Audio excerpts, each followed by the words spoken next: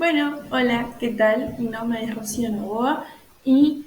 para la jornada de prácticas de la enseñanza de la historia de este año, estoy grabando esta ponencia que tiene como título, a modo de pregunta, cómo la práctica docente me ha ayudado a formular una pregunta en la enseñanza de la historia para el primer año de la escuela secundaria. Para comenzar, me pareció importante hacer este título en forma de pregunta porque la enseñanza de la historia ha sido siempre una forma de querer expresar mi conocimiento sobre la disciplina en la cual me he estado formando durante estos 5 años.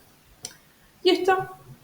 he querido articularlo no solo en mi formación como docente, ya que me encuentro ejerciendo hace un par de meses, sino también en el caso de mis propias prácticas docentes, las cuales las realicé en el Centro Provincial de Enseñanza Media, o CPEM número 46, de la ciudad de Neuquén Capital, y más precisamente en el curso de primero A en esta escuela, del turno tarde. Mis prácticas las realicé durante mes de octubre y principios de noviembre de este año, en dupla con uno de mis compañeros, Jair Levet, y fue un grupo de 25 estudiantes, son 13 mujeres y 12 varones. Y también me pareció importante porque lo que hicimos fue trabajar una unidad didáctica, que fue la unidad didáctica número 4, que se nos solicitó que trabajemos en las primeras entrevistas con los profesores. Y la idea era que se trabajara con los estudiantes respecto a los incas, mayas y aztecas. Por lo tanto, la unidad didáctica tiene como título la organización sociopolítica de las comunidades andinas y mesoamericanas hacia el siglo XV, pero sin hablar ya de la conquista y de la colonización de los españoles en sí. Sí, esta unidad iba a involucrar a los mayas, a los aztecas y a los incas en cuanto a lo militar, la organización social, las formas de tomar el poder y la relación con el espacio geográfico que habitaban. Una vez que tenemos el contexto escolar creado, me parece importante, a modo de introducción, hablar desde esta cita de Salto, el cual dice que la pregunta cumple un papel importante en el aprendizaje y que en el caso de la historia favorece la indagación de informaciones y conocimientos en los procesos históricos. Quise poner esta cita porque a la hora de formular una pregunta, por lo menos en mi experiencia, lo que me pasó es que puede ser un aspecto muy interesante sobre cómo querer enseñar un tema y sobre todo en algo tan particular como es la enseñanza de la historia. Esta misma, por lo menos en mí, llegué a ver que puede convertirse en una mediadora entre los estudiantes, pero también es como que son los que están aprendiendo la materia de la historia, como también puede repercutir en el docente, que es quien crea esta pregunta. A mí personalmente, crear una pregunta y formularla me pareció muy importante y logró interpelarme a nivel personal debido a la importancia y potencialidad que tiene la pregunta y la forma de poder guiar la clase. Sin embargo, esta pregunta no siempre logré que sea bien formulada, ya sea por cuestiones estoy intentando ponerme ahí, en el medio de la cámara. Esta pregunta no siempre me salía bien formulada, ya sea por cuestiones del aprendizaje o por alguna equivocación mía como profesora practicante, causando que haya equivocaciones a la hora de preguntar y a la vez a la respuesta de ese estudiantado, porque interpretaban lo que podían con preguntas que muchas veces se convertían en una dificultad incluso para mí misma, y podían ser preguntas o muy generales o muy extrañas o técnicas que hacía que esto complejizara el aprendizaje de chicos que tienen, estudiantes, perdón, que tienen aproximadamente entre 12 y 13 años. De hecho, con el inicio de las prácticas, me pareció importante hablar de que, en mi experiencia, preguntar era una forma de obtener yo el control y la validez del conocimiento que era yo la que tenía y que esperaba que haya una respuesta que sea acorde al material que estábamos brindando junto a mis compañeros durante las prácticas. Y si bien éramos de sentarnos y ver cuál era el contenido para cada clase, planificar los materiales de la enseñanza y pensar cómo iban a hacer esas preguntas en el estudiantado a la hora de llevarlas a cabo, nos trataban preguntas que eran o muy generales o muy complejas para lo que pedíamos en ese momento. De hecho, con la cita que yo involucré, que me pareció importante tener citas a mano a la hora de querer hacer la ponencia, es que la habilidad del pensamiento histórico de los estudiantes que van a desarrollar son las que remiten a la capacidad de preguntarse el porqué de los hechos. Y al principio me pasaba que me costaba mucho que hubiese crear un porqué, porque la aproximación al contenido histórico quería dársela yo a los estudiantes y no que ellos pudiesen crearlo por sí mismos. Esto hacía que una vez que se asignaba el tema que había que explicar, eh, yo no sea el nexo del conocimiento y los estudiantes, sino que era yo la que les decía, esto es así y es de esta manera, y ellas o ellas, quedaban en un papel más segundo plano, solo recibiendo la información que uno les estaba brindando. Eh, Ese análisis que yo fui creando, de hecho, también fue impactando en la dinámica de trabajo de las primeras clases, porque la ejercitación que estábamos llevando a cabo en las prácticas se volvía muy compleja, con las preguntas que al principio, como habíamos dicho, eran técnicas, y las primeras clases tampoco estaban organizadas de un modo claro que ellos pudieran seguir un hilo que sea correspondiente a lo que debían estar aprendiendo. Hubo problemas como el fallo en la proyección de imágenes o querer poner un video en el proyector y que el mismo se trabara, pero hubo momentos en el que fue brindando y aumentando esa relación con los estudiantes, y en más o menos la segunda o tercera clase, que se ve con la imagen que está, bueno, yo salgo al revés, pero con la imagen que está por acá, em, las preguntas y las repreguntas todavía no estaban del todo claro, eh, y lo que sucedía era que estábamos como hurgando más en lo que veían sin que haya una interacción más profunda. Lo leo yo. Igual es el mismo diálogo que está acá, por eso digo segunda o tercera clase,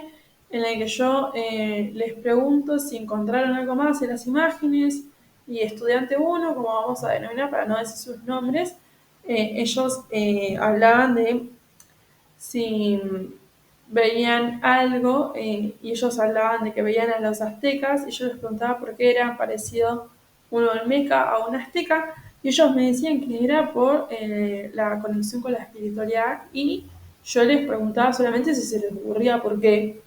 Y lo que ocurre es un silencio áulico, como les digo yo, porque ellos hablaron muy poco en el principio, solo hablaban los mismos 3 estudiantes. Yo ahí lo que hice fue volverles a preguntar qué rol cumplía la espiritualidad en relación con la naturaleza y si eso era similar o distinto a los 3 casos. Y ellos solo se limitaban a decirme más o menos, sí o no, sino que era muy raro quien pudiese decir una respuesta que tuviera más de 3 o 4 palabras. Eh, entonces, eh, con la potencialidad que podía tener una pregunta, porque analizando imágenes, yo pude darme cuenta que lo que a los estudiantes no les gustaba era tener un texto, tener que responder las consignas tal cual decía el texto, sino que les gustaba más las cosas que fueran dinámicas. Yo lo que hice fue plantearme cómo aprender a preguntar de alguna manera que sea distinta a la tradicional, y que esto les sirviese a ellos para poder orientarse en la materia de la historia. Y por eso que poder tener una comprensión de la información iba a ser más importante que copiar y pegar lo que yo estuviese plasmando en el pizarrón. De hecho, yo me tomo el atrevimiento de mostrar no solo el diálogo, sino unas imágenes que tenemos de lo que llamamos, o por lo menos hablando con mi compañero, quedó con ese nombre, de la clase más fructífera, que fue un viernes de 80 minutos, porque nosotros teníamos 40 minutos los lunes, 40 minutos los miércoles y 80 minutos los viernes. Y solo lo podemos utilizar por distintas situaciones 2 viernes. Esta clase, que denominamos la clase más fructífera, fue en la biblioteca del CP 46 y lo que estábamos haciendo era introducir a los incas, mayas y aztecas ya como tema central. Entonces lo que hicimos fue proyectar unas imágenes de los 3 casos que tenían sujetos, había naturaleza y había agricultura. Entonces ellos lo que tenían que hacer era ir moldeando a partir de un texto que es lo que consideraban que fuera importante. De hecho, yo me remito a poder tener este diálogo respecto a cómo veían ella la naturaleza y por qué creían que la naturaleza era moldeada, transformada, porque en las imágenes estaban los sujetos, por ejemplo, en los aztecas trabajando las chinampas, o en los mayas talando bosques, o el inca regando sus cultivos. Y los propios estudiantes decían que la naturaleza era transformada, o por lo menos era moldeada, porque esas civilizaciones necesitan sacar cosas de la naturaleza, sea para consumo o sea para vivir. Esos diálogos que se fueron formando también venían acompañados de una pregunta, por ejemplo, que yo les hice, de qué creen que comían estos pueblos. Un estudiante dijo que podían comer verduras, legumbres, y después hablábamos de qué hacían con esas legumbres, qué hacían con la naturaleza, hablando también de tributos e intercambios. Y ellos decían que, por ejemplo, podían realizar tributos con lo extraído de la naturaleza para rendir homenajes, por ejemplo, donar cereales a los dioses para que llueva. Y yo, en vez de decir un porqué, dije, ¿qué más? Entonces, otra estudiante número 2, como la denominé yo, decía perdón, que, que esas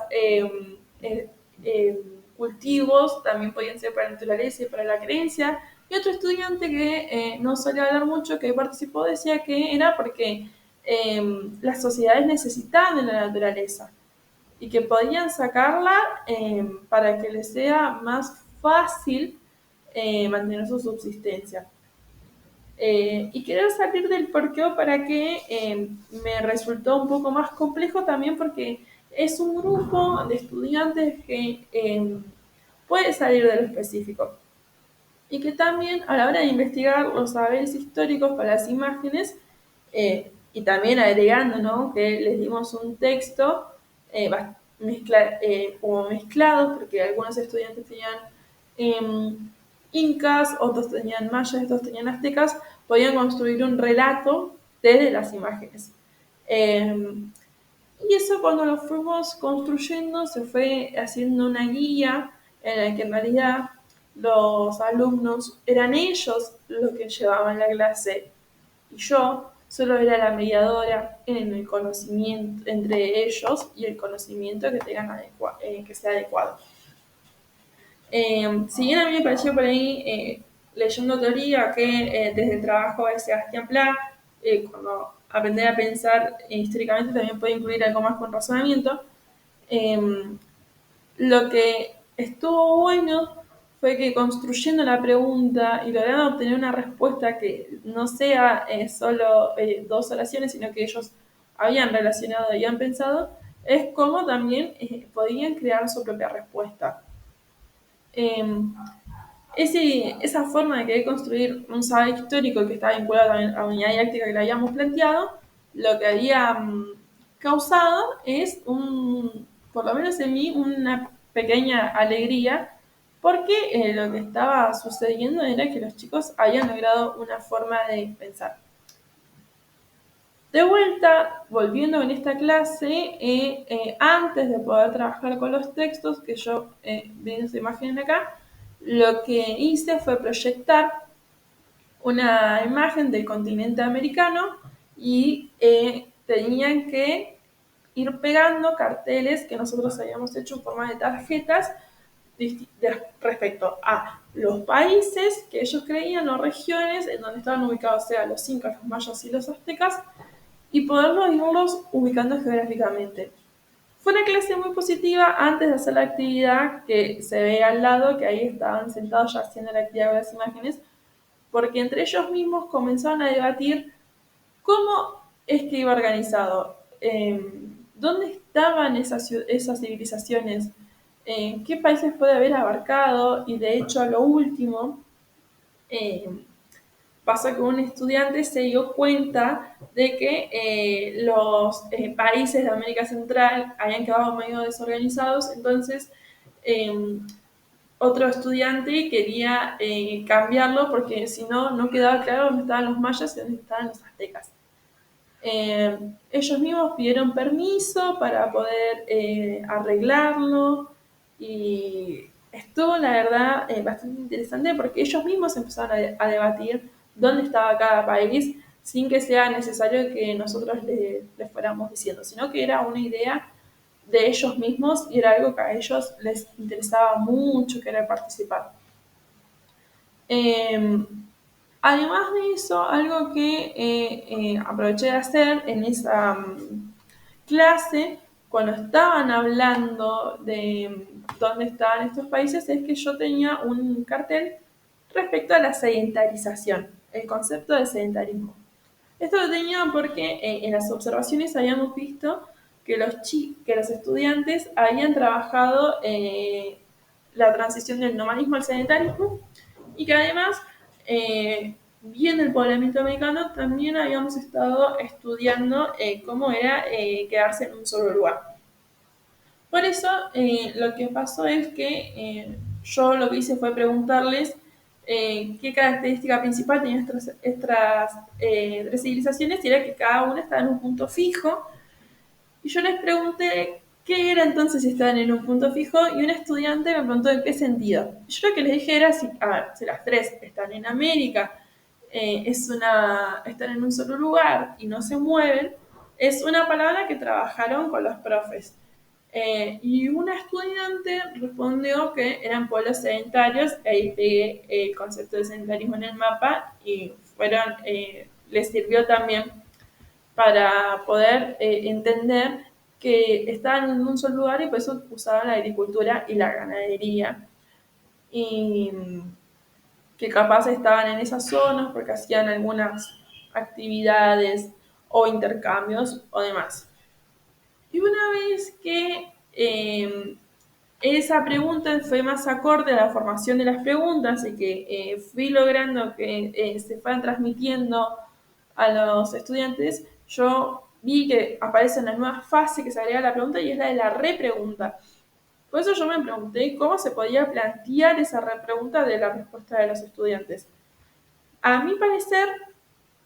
lo que sucede es que la repregunta viene desde ambas partes, ya sea de mi parte como profesor practicante o también de los estudiantes, que por ahí nos contestan las preguntas como una forma u otra de poder, no sé,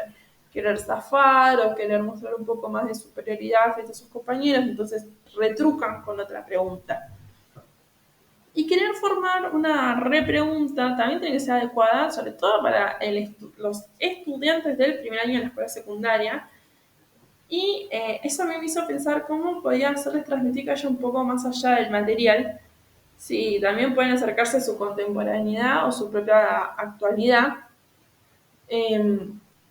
y también intentando que desde la repregunta ellos sean los protagonistas de la clase. De hecho, lo que fue pasando ahí en la clase del 18 de octubre fue que en voz baja un pequeño grupo de estudiantes empezaron a debatir sobre las actividades que lograban divisar en las imágenes, sobre las actividades agrícolas del espacio geográfico que habitaban cada caso, y que a la vez para los alumnos que aparte tenían distintos casos, les llamaba la atención por qué habían distintas actividades y por qué cada civilización tenía su propia forma de hacer las actividades. Por eso a mí lo que me parecía importante era buscar una forma de cómo repreguntar para seguir construyendo ese pensamiento histórico dentro de los alumnos, y empezó a tener una forma que, si bien era más interrogativa, también se iba volviendo interesante para la hora de mantener el hilo de ese aprendizaje. Y también esa pregunta se me hizo compleja a la hora de querer interactuar respecto al tema que estábamos viendo en ese momento.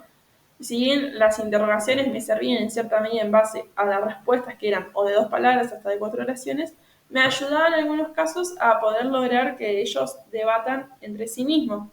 De hecho, en una de las últimas clases ya, los estudiantes lo que tenían que hacer era construir pirámides de estratificación social. Las pongo acá con la consigna, que es lo que había que hacer.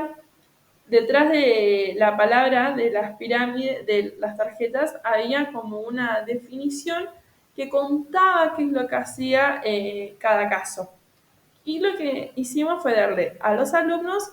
dividirlos en grupos de 3 o 4 personas, y había 2 casos para incas, 2 casos para mayas y 2 casos para aztecas.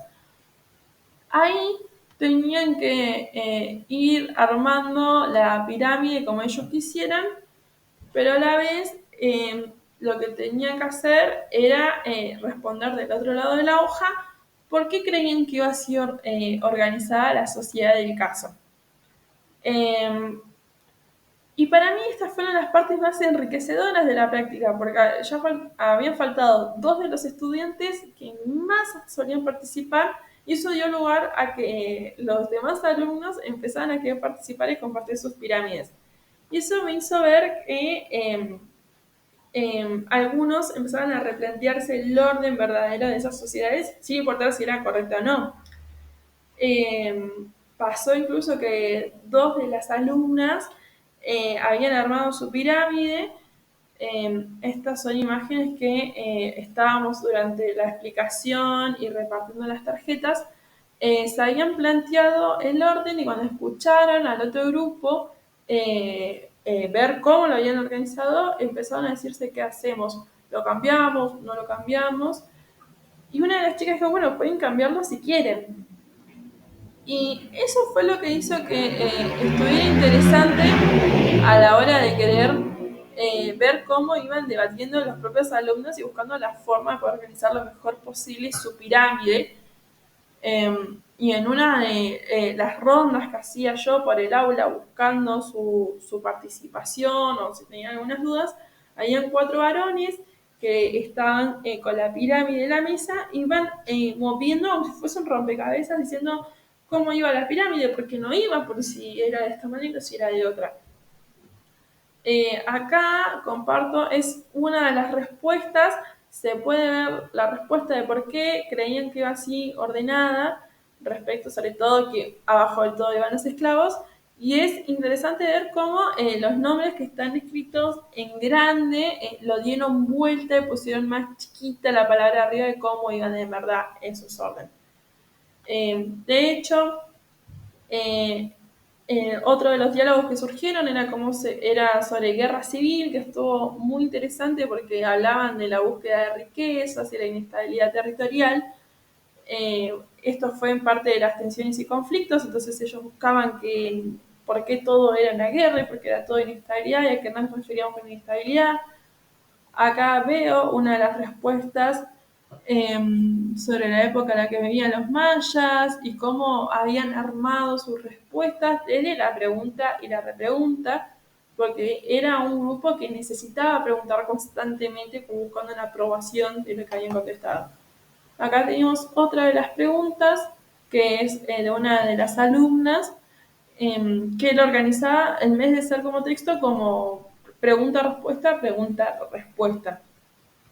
Y a lo último lo que hicimos fue tomar una evaluación a carpeta abierta con 2 temas distintos, y lo que había que hacer era analizar imágenes y construir textos de la utilización de palabras claves. Acá hay algunas de las respuestas, hay 2 a la izquierda y a la derecha que están bastante inconclusas. La evaluación fue a carpeta abierta porque lo que se intentó era englobar los contenidos que habíamos visto y hubo algunos de los alumnos que se esforzaron que la evaluación en el medio estaba del otro lado sumamente completa y que estuvo los 80 minutos realizando la prueba, preguntando, repreguntando. Para mí fue muy emotivo ver cómo ellos iban trabajando y desde ese plano evaluativo, que si bien sabían que se entregaba, que iba con nota numérica y demás, iban como construyendo su propio conocimiento, viendo las formas en las que se trataba los temas. Si bien al principio varios habían expresado su aburrimiento y demás con la clase, fue muy importante ver porque las imágenes les llamaban la atención, buscaban la forma de vincular los conceptos para poder construir el texto. Eh, Hubo alumnas que por ahí hacían respuestas de una carilla y media solo por un punto y habían otras chicas que en una carilla y media contestaban las tres preguntas, pero estaba esa forma de querer vincular todo el conocimiento y poner toda su atención en querer hacer la evaluación. A mí me permitió ver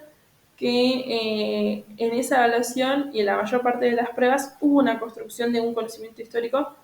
sobre todo en aquellos alumnos que no solían participar tanto en clase y que habían logrado relacionar los contenidos de una manera impresionante. Puedo decir, en otras palabras, tomando en cuenta una cita de Gutiérrez a la hora de poder reflexionar, que a mí me hizo particularmente en mi caso plantear mucho sobre cómo fue la importancia del desarrollo de la pregunta y cómo esta me ayudó a hacer, poder expresarme siendo la mediadora del conocimiento que yo quería que los estudiantes tengan. Porque hoy en día considero que son los estudiantes los que construyen el conocimiento, que el profesor es solo el mediador y el nexo, y que, por ejemplo, en el primero A, que era un grupo que no quería